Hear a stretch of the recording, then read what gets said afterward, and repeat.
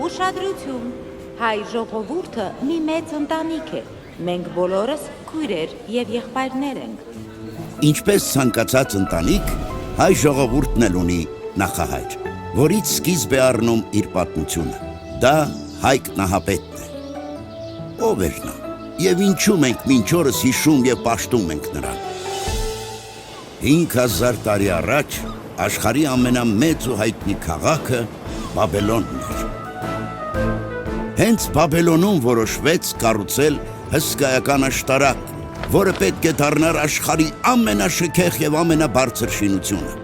Որպես ճարտարապետ և հմուտ շինարար, աշտարակի կառուցմանը հրավիրվել էր նաև Հայկը, որը հսկաների ցեղից էր, վայելչակազմ, թիկնավետ, վառվռուն աչքերով։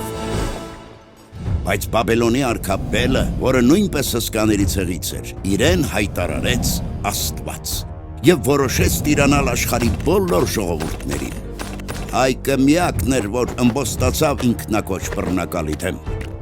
Իր որդիների, ընտանիքի անդամների և այլոց հետ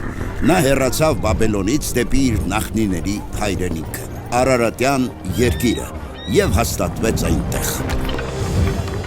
Բելը առաջարկեց Հայկին հետ վերադառնալ և ենթարկվել իրեն, դրա դիմաց խոստանալով նրան անհոգ ու երջանիկ կյանք, սակայն Հայկը մերժեց նրան։ Նա որոշել էր մնալ և ստեղծել Արարատյան երկրում այնպիսի պետություն,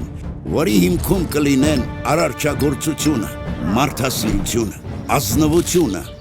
Չկարողանալով համոզել Հայկին, Բելը որոշեց հարցը լուծել բռնի ուժով և անթիվ զորքով շարժվեց դեպի Արարատյան երկիրը։ Այդ ժամանակներում հիմնական զենքը թուրն ու նիզակն էր, սակայն Հայկի ու իր որդիների զինանոցում կար ևս մի հզոր զենք՝ լայնալիճ աղեղ։ Այդպիսի աղեղ պատրաստելու համար պետք էին հատուկ հմտություններ ու գիտելիքներ, իսկ նետաձիգը պետք է հսկայական ուժ ունենար։ Հայկի աղեղը իր չափ մեծ էր, իսկ նետերը ունեին եռաթև ծայրեր։ Նույնիսկ մեծ հեռավորության վրա նրանք ծակում պատռում էին ամենաամուր զրահը։ Պատրաստվելով Բելի դեմ կռվին, Հայկը իր նետերը մի ամբողջ օր պահեց սառնորակ աղբյուրում, որպեսզի կենարար ջուրը զորություն տա նրանց։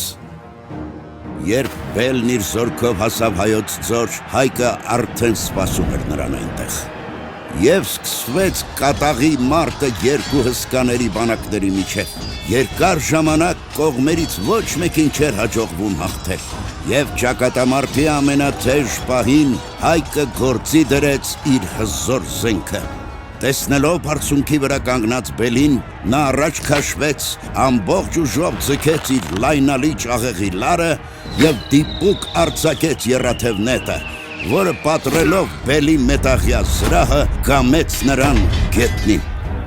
Տեսնելով անխոցելի թվացող Բելի մահը, նրա զորքը խուճապահար փախավ մարտի դաշտից։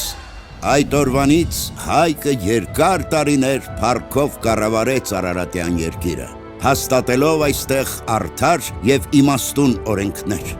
Բելի դեմ հաղթանակի օրը սկիզբ դրեց հայոց տոմարին։ Աստղային երկնքի ամենապայծառ համաստեղություններից մեկը կոչվեց Հայկի անունով։